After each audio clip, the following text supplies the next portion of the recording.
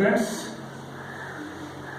हम लोगों ने अभी तक ये स्टडी किया था कि ट्रांसलेशन में क्या क्या स्टेप्स इन्वॉल्व होता है और उसमें मेनली जो फर्स्ट दो स्टेप्स है जैसे एक्टिवेशन ऑफ एमिनो एसिड्स, वो हम लोगों ने देख लिया था कि कैसे एमिनो एसिड एक्टिवेट होता है और वहाँ पे कौन कौन सा एंजाइम इन्वॉल्व होता है और कैसे वो फॉर्मेशन होता है। उसके बाद एक्टिवेशन ऑफ एमिनो एसिड के बाद दूसरा होता है दूसरा स्टेप था एक्टिवेशन ऑफ ट्रांसफर आरएनए। ये उसी का नाम दिया गया charging of transfer RNA. Charging of transfer RNA हम लोगों ने क्या देखा कि एमिनो एसिड ट्रांसफर आरएनए के 3 प्राइम एंड पे क्या होता है, अटैच्ड हो जाता है। ठीक है, अकॉर्डिंग टू एमआरएनए पर कौन कौन सा कोडोन है उसके हिसाब से ट्रांसफर आरएनए पे एंटीकोडोन के रूप में एमिनो एसिड आ जाता है। अब तीसरा स्टेप है क्या, फॉर्मेशन ऑफ इनिशिएशन कॉम्प्लेक्स और चौथा है क्या, इलोंगेशन। तो फॉर्मेशन ऑफ इनिशिएशन कॉम्प्लेक्स कैसे हम लोगों ने स्टडी किया था इसके पहले लेक्चर में कि कुछ इनिशिएशन कॉम्प्लेक्स होते हैं, वो क्या करते हैं जो एमआरएनए होता है और क्या नाम है आपका राइबोसोम्स का जो दोनों सब यूनिट है उसके साथ इंटरेक्शन करवाने के लिए क्या रिस्पॉन्सिबल होता है, इनिशिएशन कॉम्प्लेक्स। इसी को बोलते हैं क्या, इनिशिएशन फैक्टर। अगर यूकैरियोट का है तो उसको बोलते हैं यूकैरियोटिक इनिशिएशन फैक्टर और अगर प्रोकैरियोट्स का है तो उसको बोलते हैं प्रोकैरियोटिक इनिशिएशन फैक्टर। तो इसमें अगर हम बात करें प्रोकैरियोट में तो ये हमेशा यहाँ से क्वेश्चन बहुत इंपॉर्टेंट होता है कि प्रोकैरियोट्स में जो स्टार्ट कोडोन होता है और यूकैरियोट्स में दोनों होगा एयूजी और जीयूजी। तो एयूजी मेनली यूकैरियोट्स में होता है, प्रोकैरियोट में कभी कभी क्या होता है, जीयूजी होता है। लेकिन एयूजी दोनों में अगर एयूजी एब्सेंट होगा तभी जीयूजी क्या करेगा, फंक्शन करेगा प्रोकैरियोट में। अदरवाइज अगर एयूजी है तो वही इनिशिएशन कोडोन। इनिशिएशन कोडोन का मतलब ये होता है कि जो पहला अमीनो एसिड या पहला कोडोन होगा जो एमिनो एसिड को कोड करेगा उसी को बोलते हैं इनिशिएशन कोडोन। एयूजी आओ जी जाओ जी हम लोगों ने स्टडी किया था। तो प्रोकैरियोट में जो पहला एयूजी होगा, ये एमआरएनए का सीक्वेंस है, तो पहला जो एमिनो एसिड आएगा वो होगा एफ मेट यानी फॉर्माइलेटेड मिथ्योनिन। हमने बताया था कि मिथ्योनिन जनरल कंडीशन में एयूजी कोड करता है, लेकिन प्रोकैरियोट के केस में यही सेम बाय सेम जो एयूजी होता है वो क्या कोड करता है, एफ नेट यानी फॉर्माइलेटेड मिथ्योनिन। तो इसमें पहला जब भी आएगा तो ये पहला आएगा एफ नेट और पहला एमिनो एसिड जब भी आता है वो राइबोसोम के लार्जर सब यूनिट, चाहे वो ये यूकैरियोट हो या प्रोकैरियोट हो, तो उसपे कहां आता है, पी साइड। राइबोसोम का जो बड़ा लार्जर सब यूनिट होता है उसको दो पार्ट में डिवाइड किया गया है। इस पे एक पी साइट होता है, ए साइट होता है। पी साइट का मतलब होता है पेप्टाइड साइट और दूसरा जो होता है वो ए साइट। ए साइट मतलब एक्सेप्टर साइट। ठीक है, तो पेप्टाइड साइट इसको इसलिए बोला जाता है क्योंकि यहाँ पे पेप्टाइड बॉन्ड का फॉर्मेशन यहीं पे इनिशिएट होता है, इसीलिए इसको क्या बोलते हैं, पेप्टाइड साइट। और ये एक्सेप्टर साइट क्योंकि अब जो दूसरा एमिनो एसिड आएगा वो इस पे आएगा, इसीलिए इसको क्या बोलते हैं, एक्सेप्टर साइट। क्लियर? तो ये दोनों क्लियर हो गए। अब ये आया एमआरएनए है, एमआरएनए में बहुत सारा सीक्वेंस है, तो पहला होगा एयूजी, बाकी बहुत सारे और भी कोडोन है, इस तरह से आएंगे। और यूकैरियोट में जो पहला एयूजी है यानी इनिशिएशन जो होगा वो इनिशिएशन जो होगा वो क्या होगा, मेथियोनिन कोड होगा। यानी पहला एमिनो एसिड किसी भी प्रोटीन का अगर पहला एमिनो एसिड जो आएगा वो या तो मेथियोनिन होगा और प्रोकैरियोट अगर है तो वहां पे फॉर्माइलेटेड मेथियोनिन होगा। तो ये एमआरएनए है, ये 5 प्राइमिंग होगा, हमेशा 5 प्राइमिंग आगे की तरफ होता है और 3 प्राइमिंग पीछे की तरफ होता है। तो ये एंटर करेगा। अब एंटर किया तो अब कैसे कैसे इंटरेक्शन होगा, वन बाय वन हम लोग अगर देखें तो प्रोकैरियोट में सबसे पहला जो काम होगा वो एमआरएनए 30S यानी प्रोकैरियोट का जो स्मॉलर सब यूनिट होता है राइबोसोम का, उसमें mRNA bind with 30S ribosome सब unit with the help of initiation factor 3 and magnesium ion। Magnesium ion बहुत इंपॉर्टेंट है दोनों में, यूकैरियोट और प्रोकैरियोट दोनों में इनिशिएशन कॉम्प्लेक्स बनाने के लिए बहुत रिस्पांसिबल है। तो IF3 पहला स्टेप पूछेगा कौन कौन सा इनिशिएशन फैक्टर पहले इन्वॉल्व होता है, तो mRNA को 30S से बाइंड करवाएगा IF3 और Mg+2। दूसरा स्टेप जो होगा दूसरा स्टेप में क्या होगा, ये ट्रांसफर आरएनए जो ये ट्रांसफर आरएनए पहले ये क्या एमआरएनए क्या करेगा 30S के साथ बाइंड कर जाएगा, ये आ जाएगा। दूसरा स्टेप होगा अब ट्रांसफर आरएनए, ये अभी लार्जर सब यूनिट नहीं है, यहाँ पे ये लार्जर सब यूनिट नहीं है तो ये अलग अलग होता है, याद रखना। ये दोनों बना राइबोसोम नहीं होता, जब प्रोटीन की सिंथेसिस होती है तब जाके दोनों सब यूनिट आपस में जुड़ते हैं। ठीक है। तो ये 11th का चैप्टर है, राइबोसोम में पढ़ा जाता है कैसे दोनों सब यूनिट आता है, तो वहां पे पढ़ने की है, लेकिन फिर भी हम यहाँ डिस्कस कर देते हैं कि पहले ये छोटा वाला जो सब यूनिट है 30S, इसके साथ mRNA बाइंड करेगा, किसके हेल्प से, initiation factor 3 and magnesium ion की हेल्प से क्या करेगा, इसके साथ ये बाइंड कर देगा। बाइंड करने के बाद दूसरा, इसी के साथ ये ट्रांसफर आरएनए क्या हुआ, आ गया इसके ऊपर। दूसरा step, transfer RNA binds with 30S, यानी ये 30S के पास पे आएगा, 30S राइबोसोम सब unit with the help of initiation factor 1 and initiation factor 2 and energy. Energy इसको जरूरी है किसके लिए, ये 30S से बाइंड करने के लिए। अब ये 30S पे जो mRNA था इसके साथ आके ये बाइंड कर दिया। अब लास्ट में ये 50S जो है वो नीचे से आके जैसे ऐसे लटका हुआ है TR में, इसके साथ क्या हुआ है, फिट कर जाता है क्या, लार्जर सब यूनिट, यानी ये 50S। और ये हो गया। अब इसके बाद कंटिन्यू, ये पहला साइड पे यानी ए साइड यहाँ आएगा और बी साइड यहाँ पे F नेट और ए साइड में रहेगा, और इस तरह से फाइनली क्या होगा, ये पूरा का पूरा ये कॉम्प्लेक्स बन गया, किसके लिए, प्रोटीन सिंथेसिस के लिए। अब और अगर हम यूकैरियोट की बात करें तो यूकैरियोट में थोड़ा सा अलग होता है। यूकैरियोट में क्या होता है कि पहला स्टेप ट्रांसफर आरएनए क्या करता है, 40S से बाइंड हो जाता है, यानी स्मॉलर सब यूनिट से पहले ट्रांसफर आरएनए बाइंड होता है with the help of initiation elongation eukaryotic initiation factor 2। हमने बताया था कि यूकैरियोट का जो इनिशिएशन फैक्टर होता है 3 सब यूनिट में बटा होता है, क्या, A1 A2 A3, और ये इनिशिएशन फैक्टर 2 जो होता है ये तीनों मिलकर क्या करता है, इसको हेल्प करता है। और इसको इनिशिएशन फैक्टर 2 जो है यूकैरियोट में, इसको एनर्जी चाहिए किसके लिए, बाइंडिंग के लिए 40S।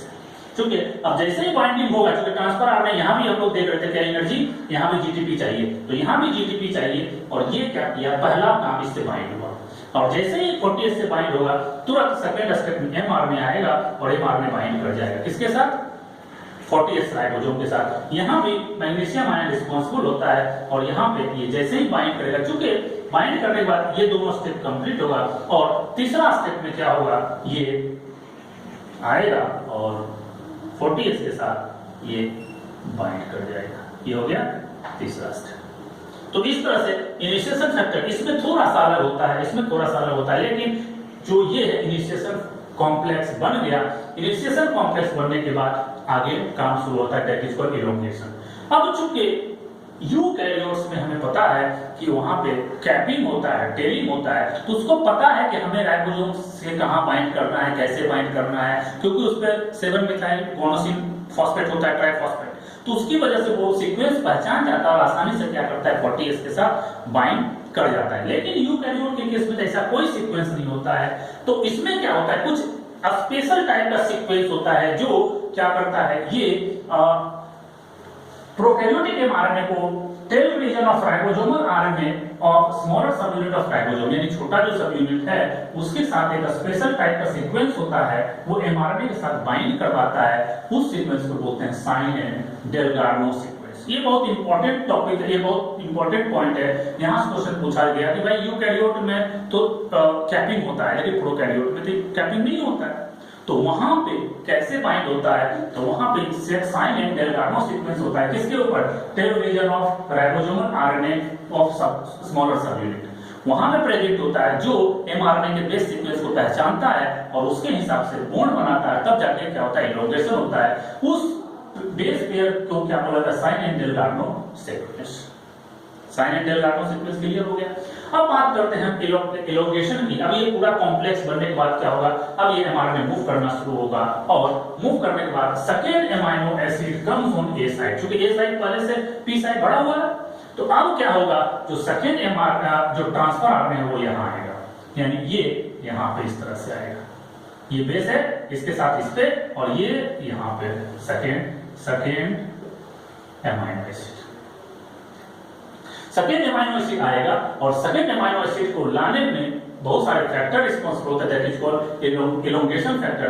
प्रोकैरियोट में 2 होता है, E elongation factor, TG elongation factor, TS, ठीक है, ये 2 होता है, और यूकैरियोट में सिर्फ एक ही होता है, इलोंगेशन फैक्टर 1, या उसको सिर्फ इलोंगेशन फैक्टर भी बोल सकते हैं। इसमें क्या क्या इन्वॉल्व होता है, ये हम लोग अगर देखें तो इसमें जो इन्वॉल्व होता है सबसे पहले कि जो ये सिंपल अमाइनो एसिड की अगर हम बात करें तो दो अमाइनो एसिड में आर ग्रुप होता है, NH2COH और R, ये तीनों ये H, ये तीन अगर बात करें चार ग्रुप होता है कार्बन के साथ बाइंड किया हुआ किसी भी अमाइनो एसिड में। इसमें भी देखिए कार्बन के साथ चार ग्रुप है। इसमें एक अमाइनो एसिड दूसरे अमाइनो एसिड से अगर वेरी करेगा तो वो सिर्फ R ग्रुप की वजह से होता है। अगर ये R ग्रुप वेरी कर गया तो समझिए अमाइनो एसिड चेंज हो जाएगा। अगर R ग्रुप सेम है तो ये सारा का सारा अमाइनो एसिड सेम टाइप का होगा। यानी तो अब ये अमाइनो एसिड में COH ग्रुप और इस दूसरे अमाइनो एसिड का COH ग्रुप बाइंड होना है। एलोंगेशन का मतलब तो यही हुआ। एलोंगेशन का मतलब हुआ कि ये अमाइनो एसिड अब इस अमाइनो एसिड के साथ बाइंड करेगा। तो बाइंड कैसे करता है, मैं ये कहना चाहता हूं कि जब बाइंड करता है तो ये इसका COH ग्रुप इसके साथ COH ग्रुप के साथ बाइंड करता है और इसको ब्रेकिंग के लिए एनर्जी चाहिए। वो एनर्जी कहां से आता है, क्योंकि ये अमाइनो एसिड किसके साथ बाइंड किया हुआ है, ट्रांसफर आर में, और इस बॉन्ड को क्या बोलते हैं, एमिनो एसाइड बॉन्ड। जैसे ही ये एमिनो एसाइड बॉन्ड टूटेगा तो हमें पता है कि बॉन्ड जब टूटती है तो उससे एनर्जी निकलता है और वो एनर्जी क्या होगा, यहाँ पे इस दोनों के बीच में जो इस बॉन्ड बनाने के लिए एनर्जी चाहिए वो एनर्जी यही ट्रांसफर आर और एमिनो एसिड के बीच जो बॉन्ड है एमिनो एसाइड बॉन्ड, ये टूटने की वजह से जो एनर्जी निकलती है वो एनर्जी यहाँ पे यूज होगा और यहाँ पे एक वाटर मॉलिक्यूल निकलता है और एक बॉन्ड बनाता है that is called peptide bond. और इस पेप्टाइड बॉन्ड की वजह से दो अमाइनो एसिड आपस में जुड़ जाते हैं दैट इज कॉल्ड डाइपेप्टाइड। यानी अब यहाँ बात अगर करें तो यहाँ पे क्या होता है कि यहाँ पे जो एनर्जी होता है ये यहाँ पे जो ट्रांसफर आते हैं ये यहाँ पे ये बॉन्ड ब्रेक होता है, इसको एमिनो एसाइड बॉन्ड बोलते हैं और ये एनर्जी निकलेगा और इस दोनों के बीच में क्या करेगा, इस तरह का बॉन्ड बना देगा और ये बॉन्ड बनने के बाद वो इसको क्या बोलते हैं, पेप्टाइड बॉन्ड। और यहाँ से ये अलग हो जाएगा और ये ट्रांसफर आ जाएगा। अब ये क्या होगा, आगे की तरफ क्या होगा, मूव कर जाएगा, क्या एमआरएनए आगे की तरफ मूव करेगा तो अब ये अमाइनो एसिड यहाँ से मूव करके यहाँ पे आ जाएगा। इसको हम लोग अभी अलग डायग्राम में इसको हम लोग डिटेल में देखते हैं। अब हम लोग देखें एलोंगेशन स्टेप्स। एलोंगेशन स्टेप्स में टोटल 5 स्टेप्स होता है। इसमें क्या मैंने देखा कि पहला जो अमाइनो एसिड था वो एफमेट था और दूसरा अमाइनो एसिड क्या कहां पे आएगा, तो पहला जो अगर प्रोकैरियोट है तो एफमेट होगा और यूकैरियोट है तो क्या होगा, मेथियोनिन होगा। और दूसरा अमाइनो एसिड जो आएगा वो कहां पे आएगा, ए साइड पे। ए साइड को बोलते हैं एक्सेप्टर साइड और बी साइड को बोलते हैं पेप्टिडाइड।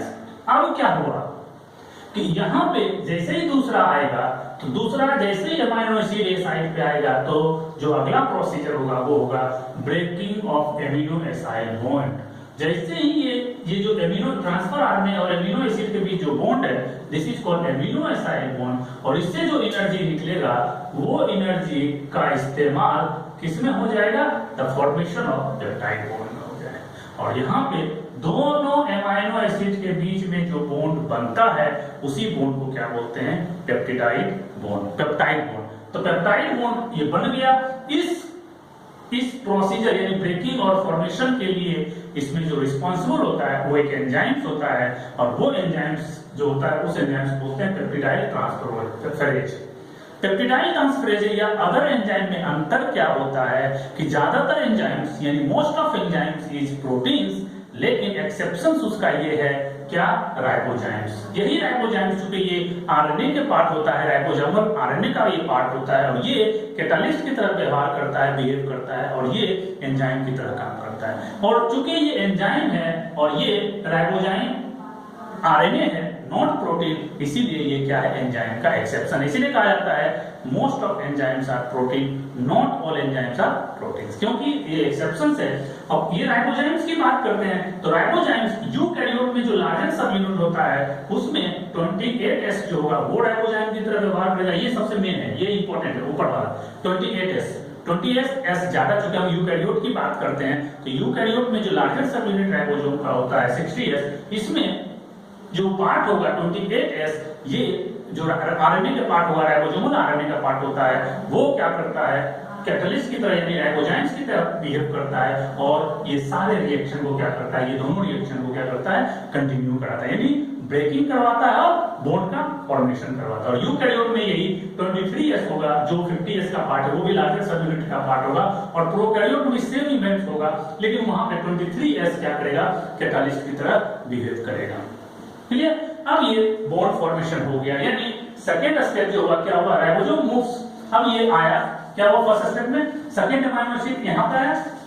अब क्या हुआ, अब ये जैसे बॉन्ड ब्रेक होगा तो बॉन्ड ब्रेक होने के बाद क्या होगा, ये जो खाली ट्रांसफर आरएनए, अब क्या हो गया, बॉन्ड ब्रेक हो गया, अब ये आरएनए इसमें बना हुआ है, अब ये राइबोसोम मूव करेगा, राइबोसोम किधर से किधर मूव करेगा, तो ये 5 है और इधर की ओर मूव करेगा, तो यानी राइबोसोम का साइड जो मूव करता है वो 5 to 3 डायरेक्शन में करता है, किसके, एमआरएनए के, यानी ये 5 to 3 डायरेक्शन में मूव करेगा, और जैसे ये मूव करेगा तो आरएनए इधर आ जाएगा, एमआरएनए, जिसकी वजह से ये खाली ट्रांसफर आरएनए क्या होगा, बाहर आ जाएगा, कहां, पी साइड से साइटोप्लाज्म में आ जाएगा। तो ये सारा इवेंट्स कहां हो रहा है, साइटोप्लाज्म और सेल के साइटोप्लाज्म में हो रहा है, तो ये ट्रांसफर आरएनए कहां आ जाएगा, साइटोप्लाज्म में, और ये हट जाएगा, वहां से अलग हो जाएगा और फिर से चार्जिंग के लिए चला जाएगा, किस अमीनो एसिड इसके साथ बाइंड होगा और चार्ज हो जाएगा। अब ये जैसे ही आगे जाएगा तो ये जो ए साइट वाला है वो कहां आ जाएगा, पी साइट पे, यानी ribosome move from the codon to codon along the mRNA, result empty transfer RNA translocate from